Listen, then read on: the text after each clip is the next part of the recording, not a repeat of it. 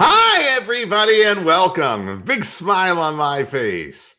Baseball's over. It's done. I'm so tired I don't have to see the fanboys anymore. We're just as good as every other team in the playoffs.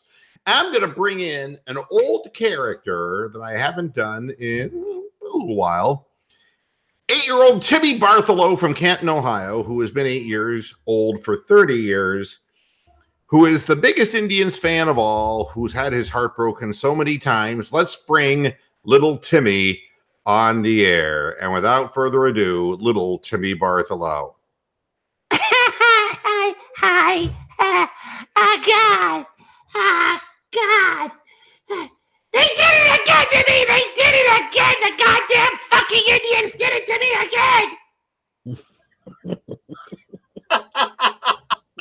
For 30 years, I've been 8 years old. I've been waiting.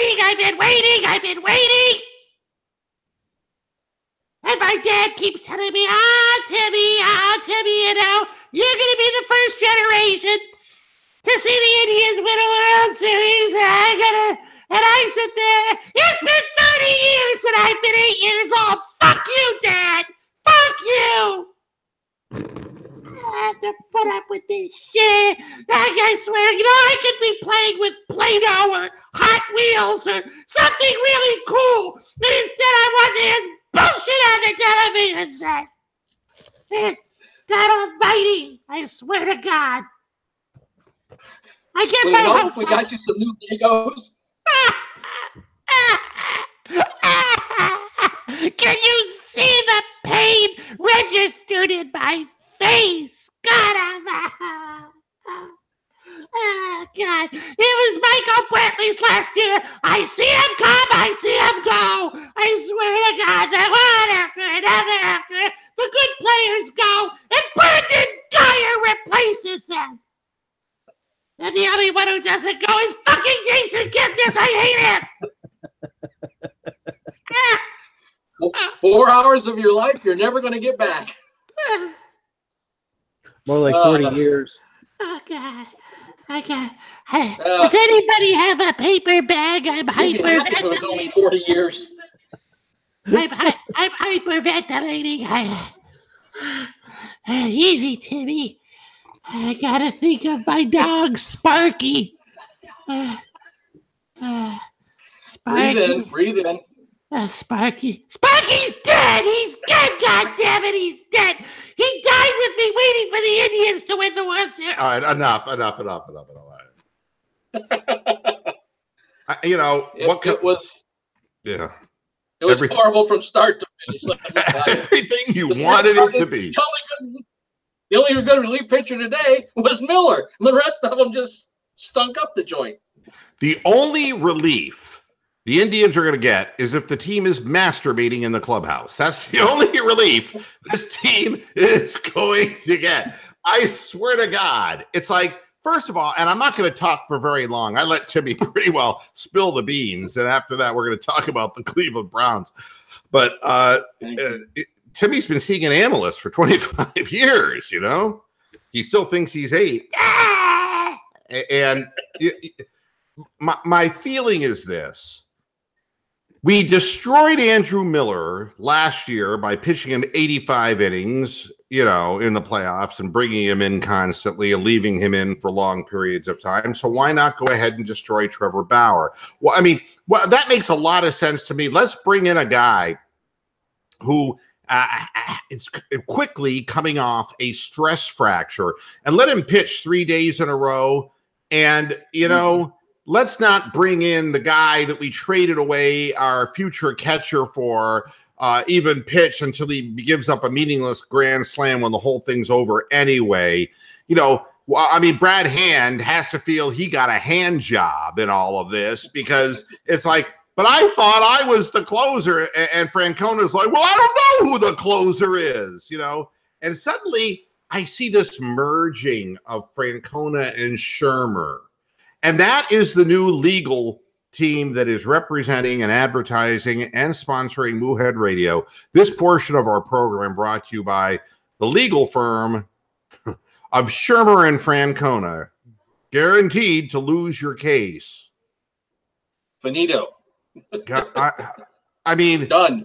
What thought process? It's like we don't trust Andrew Miller, so we're gonna bring Trevor Bauer in for the third day in a row, and then we're gonna bring in Andrew Miller. It's like, and meanwhile, the left-handed pitcher who pitched so great this year that we plucked out of oblivion. What's his name? Oliver Perez.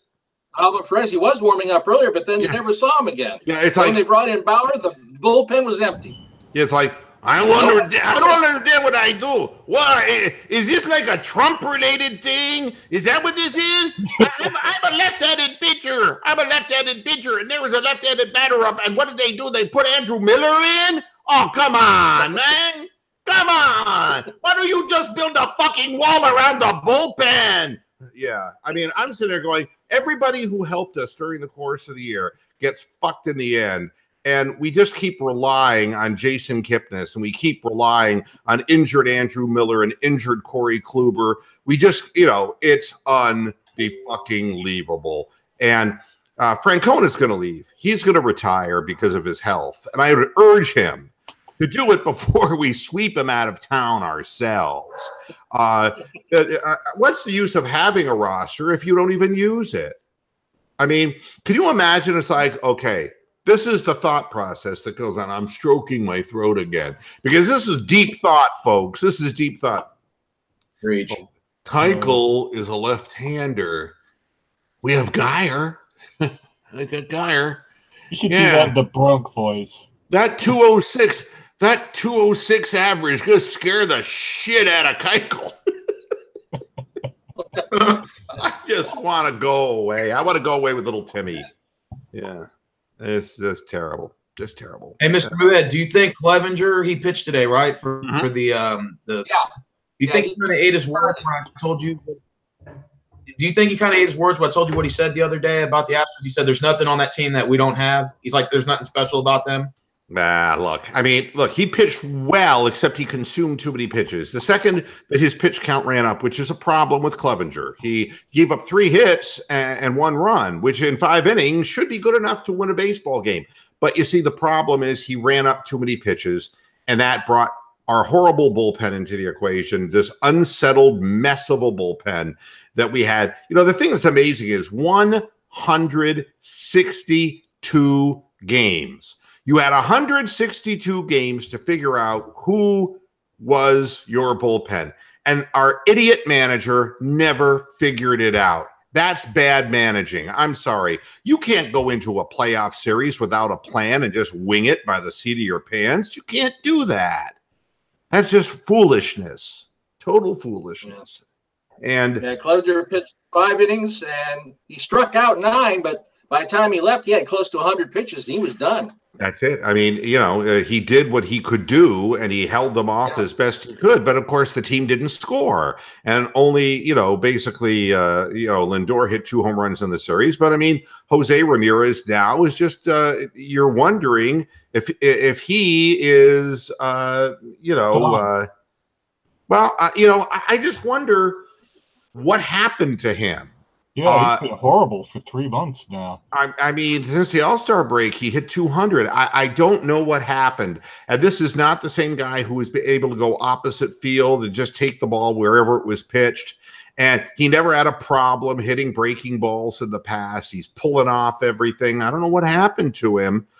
But he adopted the Jason Kipnis nutrition plan. Well, I think maybe Kipnis was giving him hitting tips. Yeah. I don't know. Stellar 230 average. You think maybe he's playing hurt and then he's just not telling anybody? Well, I mean, there's a real possibility of that. I mean, look, if Zane Gonzalez could have a groin injury and Hugh Jackson not know about it and let him kick in a game, I suppose anything is humanly possible. And maybe and Ramirez is hard-headed. I mean, the one thing that we know about him is that he's kind of a no-nonsense guy who may not be the easiest fellow to get along with, and maybe he just didn't tell anybody, and I don't know, and maybe Francona just wanted to believe that everything was okay, and so nothing changed, and he never got off the schneid. He never hit the ball. And the whole middle of the lineup, I mean, what was Encarnacion out there for? I have no idea. What was Yonder Alonso out there for? I have no idea. I mean, and Jason Kipnis, just, it's really, if you'd put me in a batting cage, I'd have made contact more time than a lot of these guys. And I have no reflexes left. I mean, they look like they were guessing on every pitch. What it looked like, they look like a bad magician who said, "Oh, I pick a card, any card." And the guy picks a card. He goes out 3 of clubs. It's like, no. 4 of diamonds, no. 3 of clubs, no. It's like, are we gonna have to go through this 52 times? Yes, because I'm fucking guessing. 54. They never took out the jokers. Hey, you said something close to that earlier. I mean, earlier in the season, you said with Sashi Brown, you said he was like a bad magician. You're like, he pulls 3 rabbit, he puts 1 rabbit in a hat, pulls 3 hat, but the only difference is all 3 rabbits are dead. Exactly. That is Sashi Brown. I mean, yeah. Now the Indians front office is amazing. They did a real good magic trick. All right. How good was it? What they did is they pulled 2 relief pitchers out of a hat, Simber and Hand. Yeah. They proceed to use Simber a lot, and he sucks. Hand is supposed to be an all-star, and they barely use him. And what disappears is our best catching prospect from our minor league system. Booyah! That's what I call a great magic trick. I don't know. People in the audience are left going, I give up. Where did Mejia go? It's like, and then you hold him up in San Diego. He's over here. I fooled you all. Stupid. When you weren't looking. God, they're just... Hey, Mr. Moohead, you were calling this for months, though. Like, I remember back in May, you were saying Indians are going to the first round, they'll get swept. And you were saying this in May. Yeah. I mean, all these Indian fanboys who are on Twitter who get down on me saying I'm a negative Nelly, I mean, they're just not good enough. I mean, and this is where the rest of the show is going to go, so I'm not going to talk about the Indians anymore. The season's over. 162 games just to do this. I mean, honestly, I mean, what if life was like this? What if you went to the grocery store and you had to look through 162 different products just to put one item in your cart? What if life was like this, that you literally had to have sex 162 times before you came? What would the point of any of this be? I feel like we've just sat here and waited and waited and waited for demise. And then when it happened, we're reassured that we were right about this and we just move on. And that's why there's 13,000 people who sit in Progressive Field during an average Indians game. And it's because they don't believe in this team. No more than Toronto believes in the Raptors. They just don't believe. And there's no way you're ever going to believe when they get into this situation. And honestly, they're going to lose their players anyway, and there's nothing in the minor league system. If you want to really, people saying, well, the Cavaliers lost LeBron. I said, well, if you want to see Brandon Barnes, stick around. Stick around, Tribe fans. If you want to see Alex Gonzalez starting, stick around. We got plenty of time. We're going to become the Twins, the White Sox, the Royals, all wrapped up into one. We let our golden opportunity go by without even making a serious run at talent where the team was roster deficient. Period. Now, how does this relate to the Browns? The Indians have had pieces now for many years and done nothing with the pieces. The Browns, as a result of Sashi Brown and others, had no pieces, and they became just a horrible team.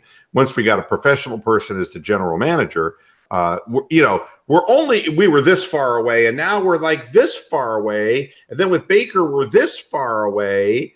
And then, just think, if Haslam died, ... But the thing is that if you make good decisions, you can catch up. You don't have to be. Well, if Jimmy died, then John Dorsey would actually have the green light to be able to fire Hugh Jackson, Wade Jackson. Yeah, I mean, yeah. I mean, and he could fire Phil Jackson too. That would be, I would like to see that happen too. Just, but I'm not employed. See, Phil Jackson, I'm not employed though. I don't know. I'm going to fire you anyway because you're a pain in the ass. You can make amends by doing good things, making good decisions, but as long as the wallet comes first, and you're going up against $250 million payroll teams and you know what's amazing? Look at the Yankees, and I'm not for long because your pecker won't work if you look at them for too long, but just look at them. I mean, they got guys from their minor league system. Where do guys like Severino come from? Where do guys like Judge come from? Where do guys like Sanchez come from? Where do guys, and you can go on Didi Gregorius. Where do they come from? And the fact is that they're spending a lot of money on free agents like they've always done, but they develop some people. And the Indians, while saving money, haven't developed anybody. We brought up Lindor and Ramirez. We just got rid of Mejia. There's nothing else down there. There's nothing that's ready to come up and replace any of the people who are going to be leaving. None. So, again, it's an organizational botch job. And they don't deserve your dollars. They don't deserve to be supported. And right now, the Browns do because they're making the right moves. Go ahead, Stephen. I was going to ask you Indians related because I know we're going to move on to the Browns pretty soon. So I got to get this question out of the way. I think maybe that's why in the hell they're scheduling the Indians and Astros games at 1 o'clock in the afternoon where no one can call in goddamn sick to watch this game. No, I think so that, people are going, God damn it, I worked all day. This is prime time. What am I seeing a minor league team here for? It's like, I don't work my ass off all day to see Jason Kipnis. God damn it. I want to see Judge. I want to see the Red Sox or the Yankees. I want to see real major league players. Yeah, that's why. But if Red Sox and Yankees, though, were at noon, people would be more they would be more prone to probably calling in or taking their lunch at that time to try to catch some of the game. The Astros and Indians are like, fuck it. We'll just play the game at noon. Who the hell wants to watch it? Well, and you notice that the Cleveland Indians don't have any fast food sponsors because if you were eating lunch while watching the Indians, you would vomit. You would clearly not be able to keep your meal down. It would be impossible. So I have nothing good to say. Today's sponsor, Maalox. I'm thrilled. Zantac 75.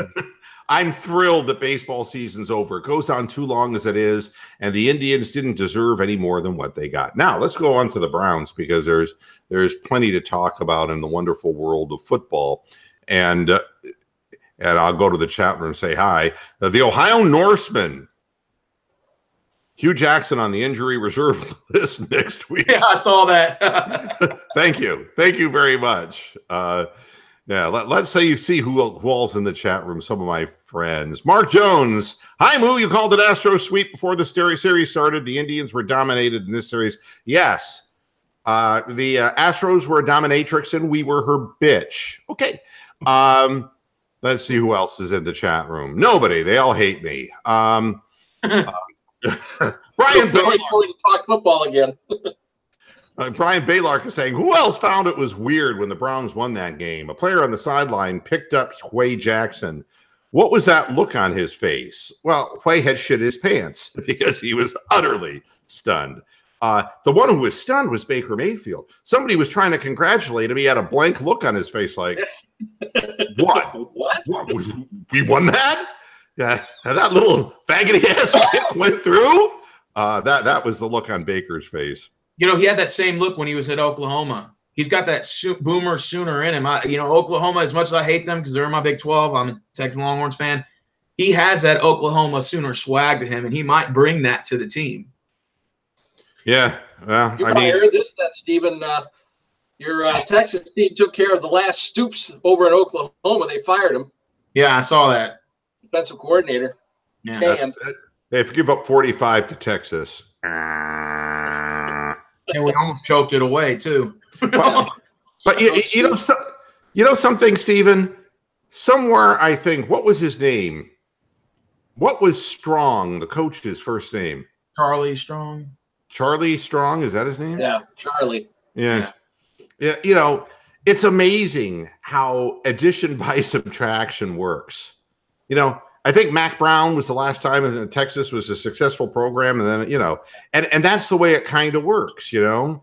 And you know, wherever Willie Taggart goes, they lose. Florida State is like, you know, they I mean, Willie Taggart. I mean, I went off on him a week ago. I'm going to go off on him again. I mean, it's like, you know, the team stopped playing. They got a lead. It's like, we're going to beat a team finally. They lose anyway. And it's Willie Taggart. You know, it's like, got to go. Yeah, Charlie Strong, USF. Yeah, go ahead. Charlie Strong's at USF now coaching. Well, and maybe he has a better chance there. UCF is the team that's doing well now this way. USF is kind of an afterthought. The Bulls of USF. Ohio Norseman is saying our receivers are dropping very important balls. And Baker or as opposed to the unimportant ones. Well, at least their voices are deeper now. Yeah.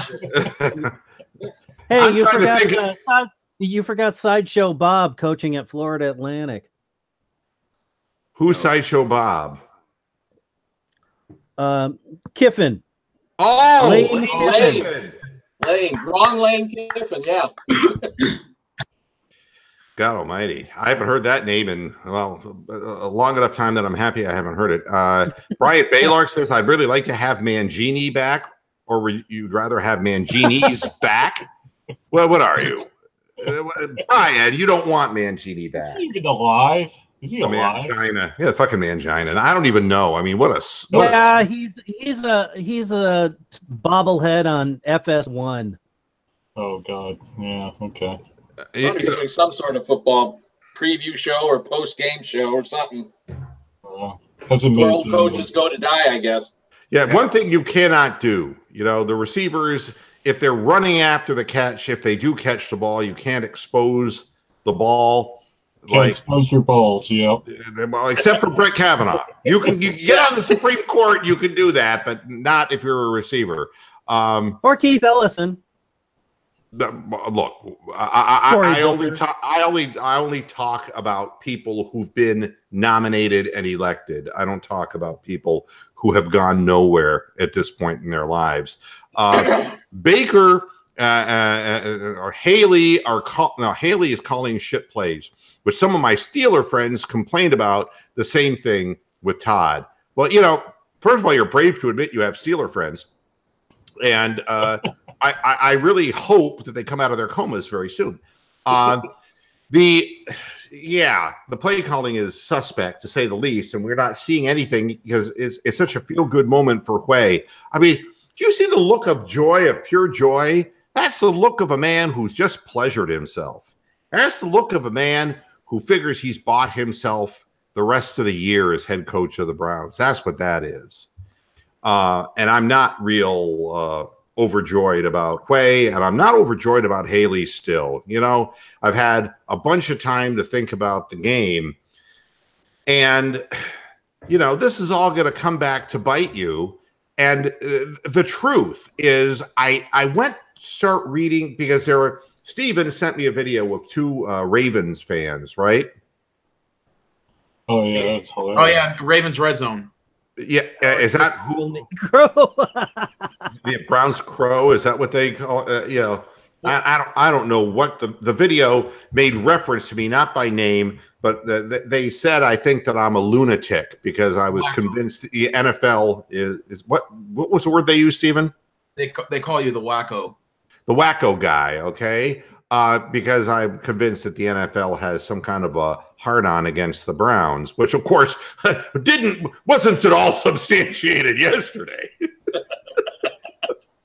We can just put that thought out of our mind. They told you about your conspiracies, but then they went on their own little conspiracy rant about how the NFL screwed them over. So contradict themselves. You know how the NFL screwed them over? Oh, how did they screw them over? How did they? It happened a long time ago when somebody named Irsay up and left. And then they decided they were going to come in and they were going to offer Art Modell all that he wanted to bring him they wouldn't even have a goddamn football team if it wasn't for us. They should really lighten up, Francis. I mean, seriously. I mean, they wouldn't have a fucking football team if it wasn't for the city of Cleveland. They had nothing to call their own. And now they act as if, God, they own this whole thing. And it's like, I never thought in a million years after watching that video. I mean, the guy in the yellow shirt in that video, and you should link it up in the on the Moohead page. Yes, Kevin. Bob's the bigger guy. Kevin's the more blunt one. Yeah, he's a whiny little bitch, is what he is. Whiny little bitch that guy is. I mean, God Almighty. I mean, Mr. Moohead is irritating. I would be the first to admit that Mr. Moohead can be overbearing, but this guy. Oh my God! And they weren't even funny, man. They had no comedic value whatsoever. And not only that, but they're self-loathing, or he's self-loathing, because I decided to go over to the Ravens fan forums to see what are they saying about this. And to my surprise, they were complaining bitterly about Harbaugh, saying that he should have been fired a long time ago, that he's run them into mediocrity, that he has that one Super Bowl to show, and it was when Ray Rice was actually coaching the team, and that no, this is what they were saying right off their forums, and that he's run them into mediocrity. They have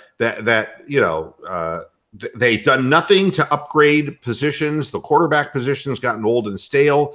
Their offense is predictable. They give up. They have a great defense, but they gives up big plays at inopportune times. And what was interesting about it is we didn't just give them our football team. We seem to have given them that Northeast Ohio malaise. Self-loathing malaise. Yeah. I mean, do you know what some of them were saying? They're going, Derek Willis, who the hell is Derek Willis?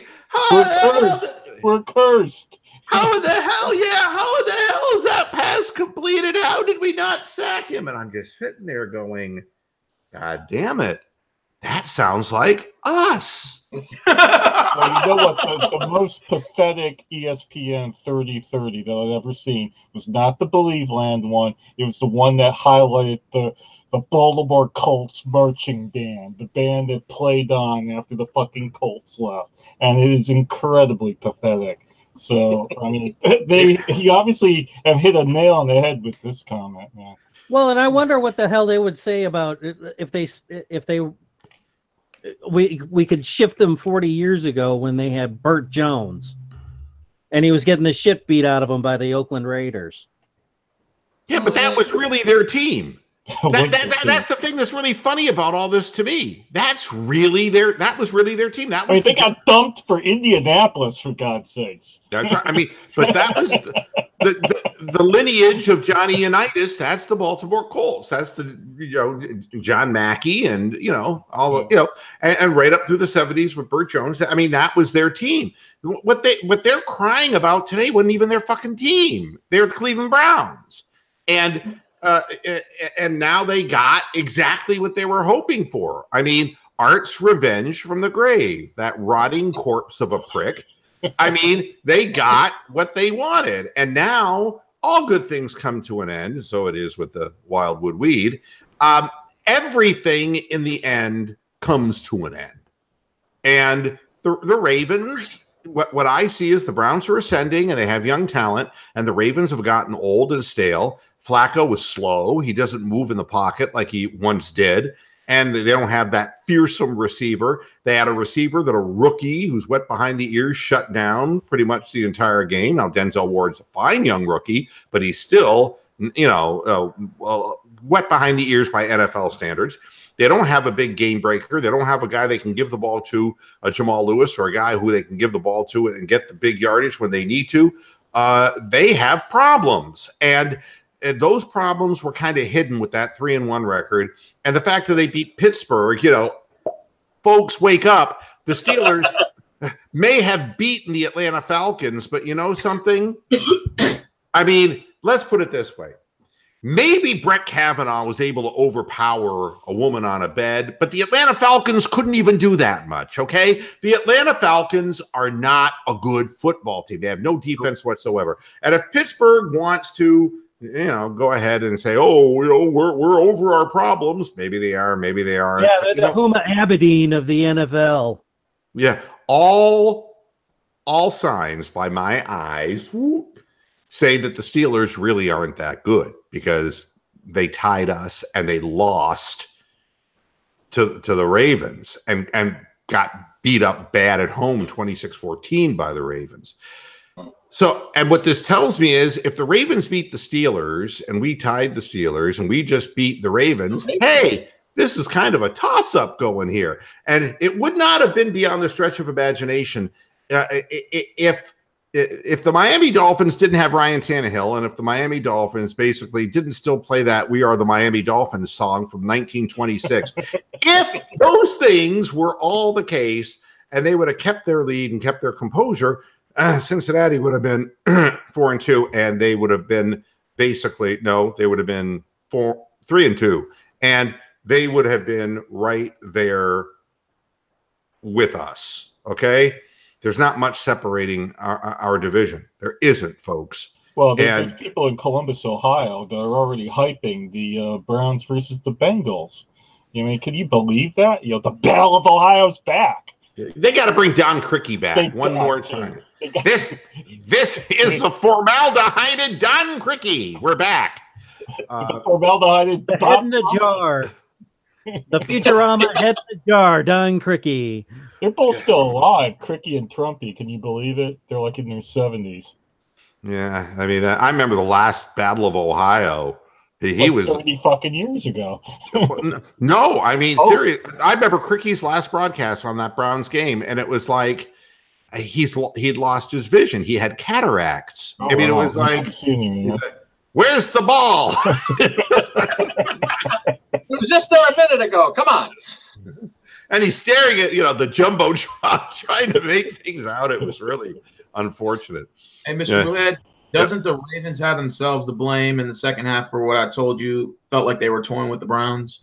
That's what fans on their forum, not putting it quite that way, but what they said is that they found a way to lose and that it was predictable based upon how good they played against Pittsburgh in Pittsburgh that they would take their foot off the gas because that's the mediocrity that Harbaugh instills. That would be, the condensed version of what they were saying. But yeah, that's the way you and I both, Stephen, interpreted it the same way, that they thought that they could take their foot off the gas pedal because the Browns would simply fold.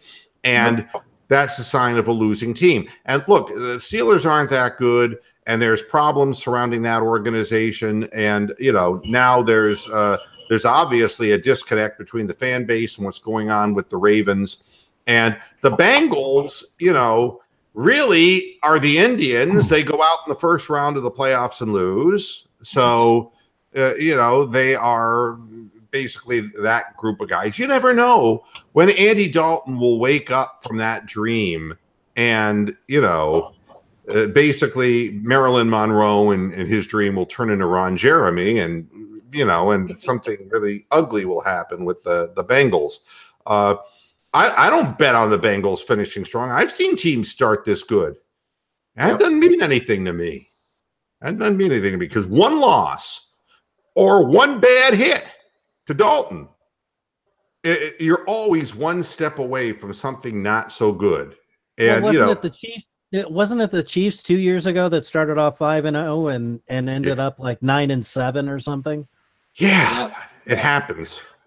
And 2011 Giants went 6-2, ended 9-7.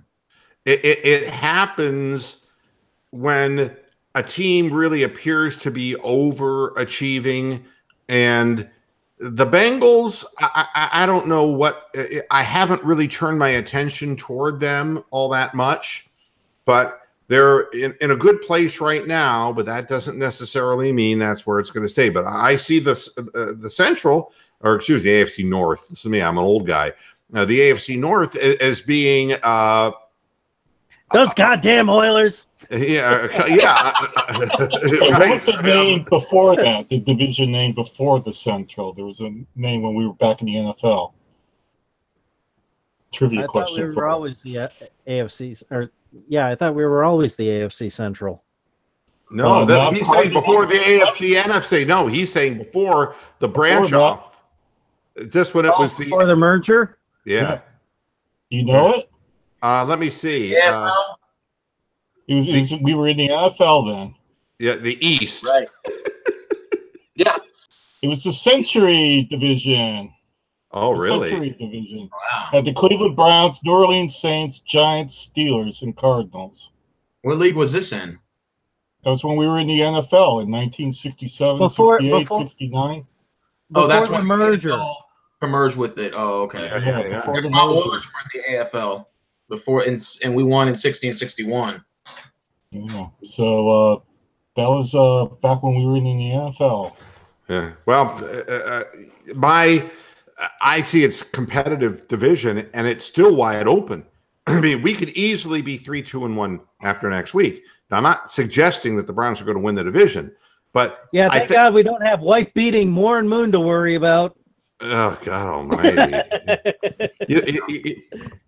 It's sad. Warren Moon went on, and he lived down the street from me too. He lives in Lake. Well, his old house is in Lake Olympia. He sold it to after him and his wife got that ugly divorce, then she sold the house to somebody else. So he used to live right down there. Now he's married to some 30-year-old Puerto Rican chick who has better reflexes and can duck. No, she can use a frying pan to fight back. Yeah. At any rate, I'm pleased with where we stand right now, and I honestly do believe that given the right circumstances, and by the way, Matthews was coming in, they're giving him a physical, but there is no immediate plan to sign him, according to people I'm talking to, that you wonder if a guy like Willie's doing what he did. I'm wondering if in practice, if these guys are close enough to Rashard Higgins in terms of skill set, knowing that Higgins has an MCL sprain and is 2 to 4 weeks gone. They may not want to bring in an outsider who's unfamiliar with the playbook and who seemingly is in a downhill spiral at 29.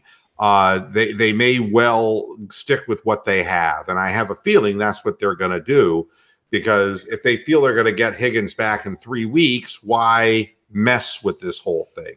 Well, they could bring back one of the kids from the preseason. Who? Well, any of the 5 that they cut. and you don't remember one of their names, and that might have something to do with why they're probably in limbo. There was the one that did the whole he's groping parody video. Yeah. He made that catch on that guy over there. No, the one that did the white guy with the hair. So whatever his name is, Juice or whatever. Juju Smith-Schuster? No, the Juju Bee or Juju Belly or Jelly Bean or whatever the hell. Yeah, something like that. Yeah. Well, I think that name is it's I don't like it. The white guy with the hair. No, Steenbarger is my last name. I make it clear that I was raised in a Jewish home. Calling a guy Juju, I'm sorry, but that is offensive to me, Brian. It's offensive to me. I'm doing this for you, Brian. You can't call somebody.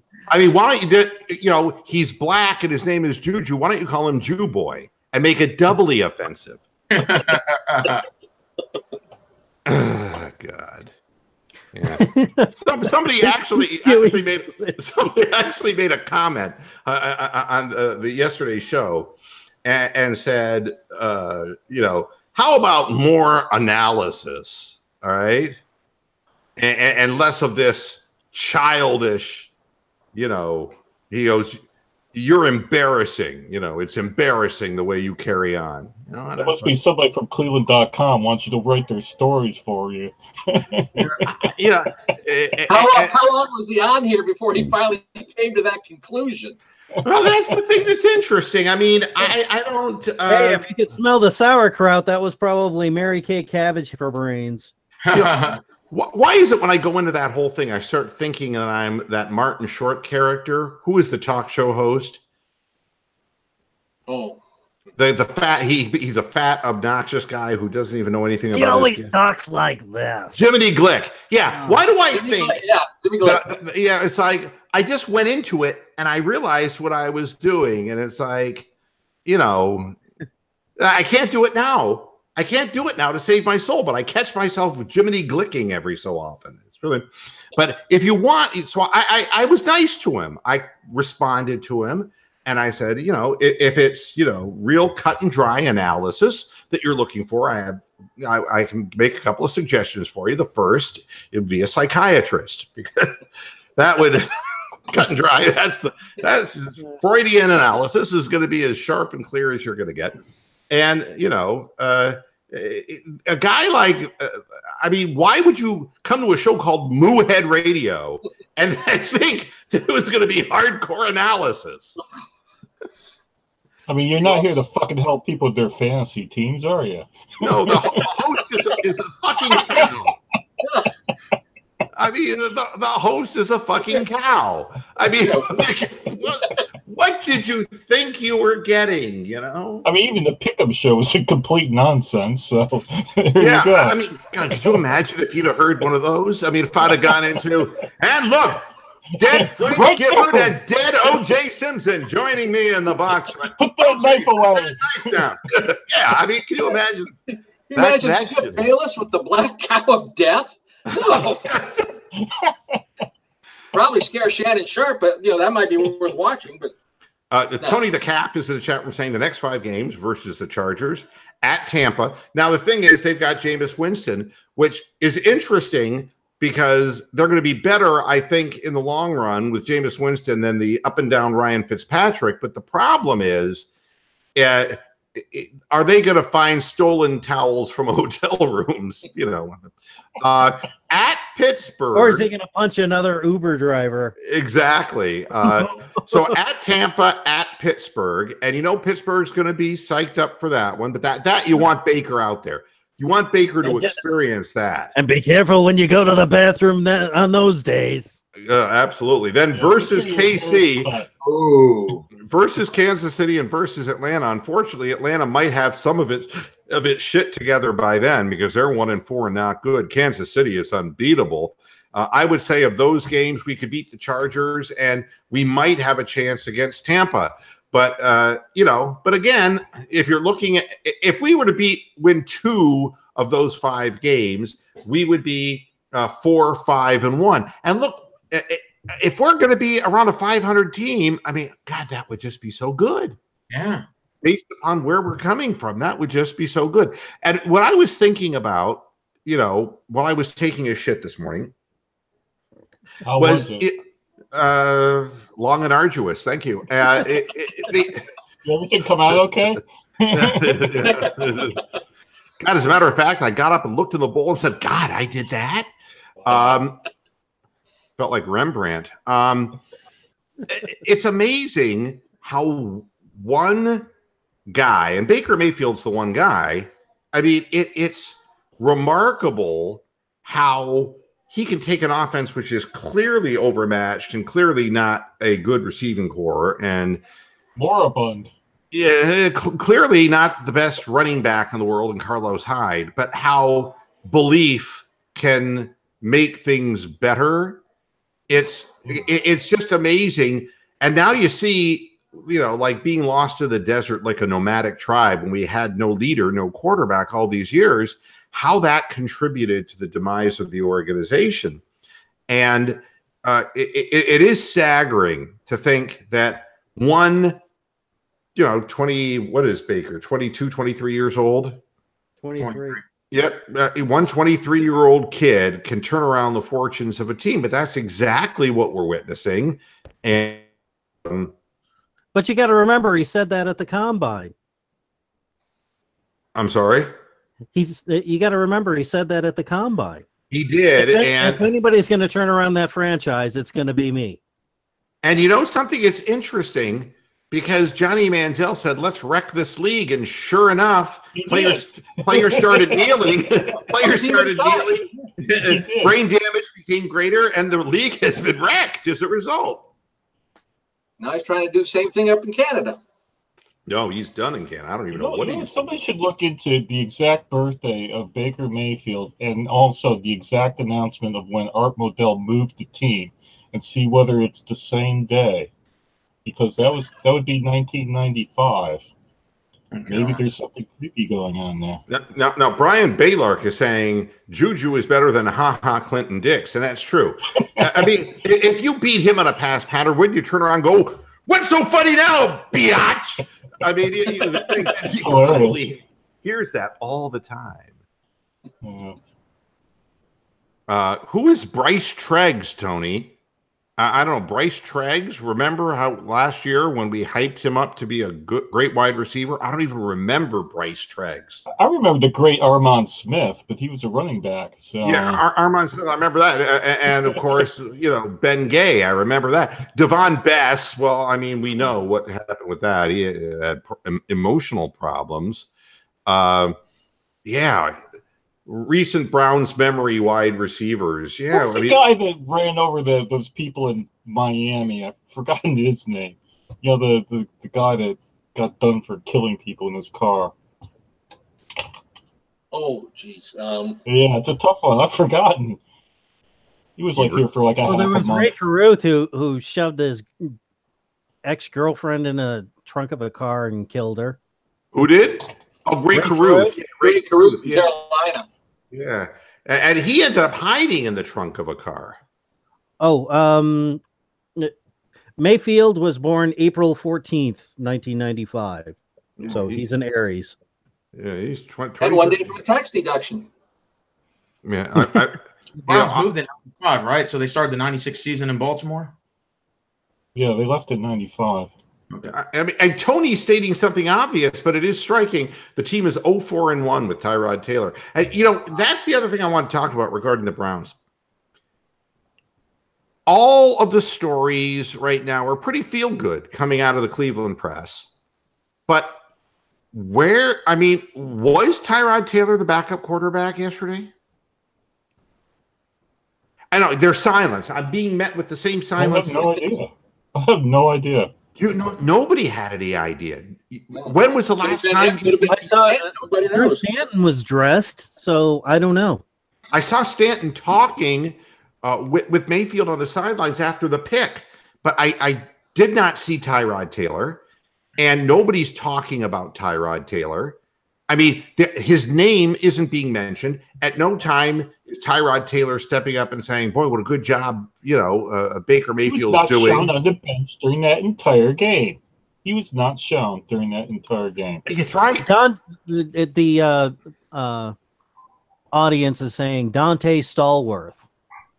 That's the one. That might have been it. That's the one. That's the one. Yep.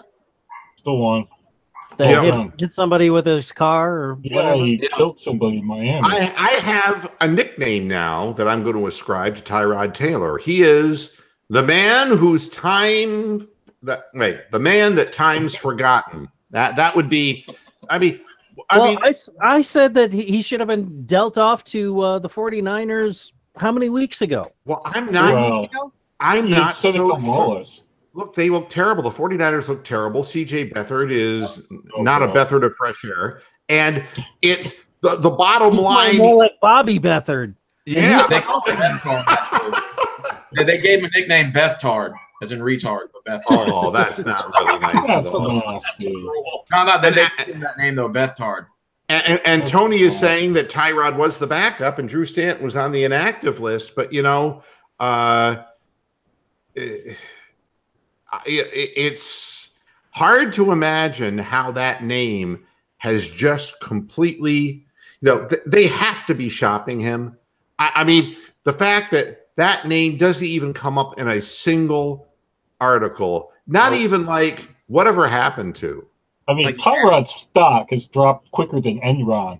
you know? Well, it was like when Robin Leach died. It was like, well, what had ever happened to Robin Leach? You know, the lifestyle of a rich and famous guy. But I mean, what about no? This is more like Abe Vigoda. Everybody thinks he's dead, and he's really not. Yeah, right. But I mean, Tyrod Taylor, something terrible would have to happen to him. You know, I hold out hope. I want to tell everybody that not only do I hold out hope that the Browns are finally getting better, but this Jimmy Haslam situation. I mean, maybe if we can get him to make reservations at a limo company in upstate New York. Oh, here we go. With a chop shop. That's cold, man. That's cold. Stop it. Well, that's exactly what the people in the limo said, but the driver didn't pay any attention. Hey, Mr. Wood, can I ask you a question? I don't mean to sound self-loathing on this, but you know, Haslam and Hugh Jackson aren't exactly, we know, the smartest tools in the tool shed or the sharpest tools in the tool shed. Does it ever kind of make you nervous that somehow they're going to sabotage this thing? Like, I mean, I'm just throwing that out there. No, Mayfield has a strong enough character to overcome their bullshit and the bad coaching staff. So those people will be gone long before Baker's gone. I mean, you've got a guy like this. Hi, Gemini. How you doing? Good to see you in the chat room. You know, I saw that Gemini was trying to get on the air yesterday, but, you know, same thing with Lenny the Cow. If you're using a cell phone, this is not not getting people on the air. I don't know what, maybe it's just Android phones. I don't know, but I've asked YouTube and not gotten an answer. Is there a maximum number of people that can be on the air at the same time? Because we had like 8 people yesterday. Yeah, I've never known that there was that, but maybe that had something to do with it. And, you know, I knew I should have blown Tony off. I mean, but we love Tony. Oh, watch your Vikings game. Jesus. Kind of late for that, you know. And anyway, Tony takes up 2 spots on the panel. I'm sorry. I love Tony. Tony is family. And yeah, that's now Amsterdam saying I get on chat with my iPhone. So it's not an Apple issue, maybe an Android issue. So, yeah, but again, it's just amazing to me how one guy can turn things around. And defensively, how when you have a shutdown cornerback, wow, how much of a difference that makes. And I was reading that Brian Body Calhoun is no longer, he played 1 snap the entire game. I mean, that he has been replaced, and that that Gaines has really come on, and that obviously our secondary has done way better than what people thought they were going to do. But to be fair, not to be confused with, not to be confused with Way Jackson. I mean, was our best quarterback last year. Well, and Demarius Randall played 100% of the snaps. Listen to the defense here. Schobert 100%, Ward 100%, Randall 100%, Kirksey 97%, Gaines 90%. This is all the reasons. Myles Garrett 89%, Ogunjobi 86%, Agba the Invisible 80%, Jamie Collins 79%. He showed up and played a good game. Carey played 63%, Peppers 55%. But there is no room right now for Brian Body Calhoun except on special teams. So again, Denzel Ward has helped make this but you look at the other names. Demarius Randall looks like a steal for Deshaun Kaiser. Oh. An absolute steal, an absolute upgrade. And then EJ Gaines is playing really good football for the Browns. And I'm not saying that Gaines is like an all-star kind of guy, an all-pro guy, but the fact is he's such an upgrade over the people we've had back there before. And, you know, it's funny because I keep flipping around, and I watched your Texans. Yeah, that's a good game. It was a good game. Well, yeah. If you like low-scoring games with, you know, a Cowboys coach who has absolutely no balls whatsoever. But I mean, I'm seeing like, why are the Texans having this much trouble? There we go. Why are the Texans having so much trouble? See, I told you, it's like, why are they having this much trouble? And it's like, I hear the name Jonathan Batamosi. I go, okay, I get it now. I get it now. Too many retreads on that team. But I'm looking at Deshaun Watson, and He can whack around like a pinata out there. Yeah. Cowboys were just knocking them all over the field. Yeah, and it's like, wow. And this was the guy who everybody swore by as being like, his agent was saying, he's the next Michael Jordan. And it's like, no, I'm not saying anything bad about Watson. Watson has a great arm, and he's still got a wonderful future in the league. But if you're not getting protection, you're not going to succeed in the NFL. And look at Dak Prescott, how he's fallen from grace. And he's, he doesn't have the weapons. He lost his great tight end who retired. They never replaced Des Bryant for the deep routes. And he is just an 83 QBR quarterback right now. And, and now everyone's going to say that, oh, the next great quarterback is Baker Mayfield. You got to look out, because Carson Wentz was already getting his bust constructed in the Hall of Fame. And there ain't no clear path, folks. I mean, the Eagles right now have a losing record, if you haven't noticed. And it isn't just Foles. And they just lost Ajayi, their running back, to an ACL, and he expressed anger at the coaching staff because they weren't running the ball enough against the Vikings. And we're hearing more and more players, guys like Odell Beckham, who's sick of playing for a zucchini. And I don't know did you see the footage of Shermer going off on the New York press? And everything. Oh my God. It was the only time I've actually seen him animated. Yeah, the flicker of emotion.